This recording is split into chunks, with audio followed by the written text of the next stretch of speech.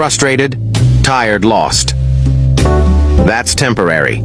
Don't make permanent choices based on temporary emotions. Breathe.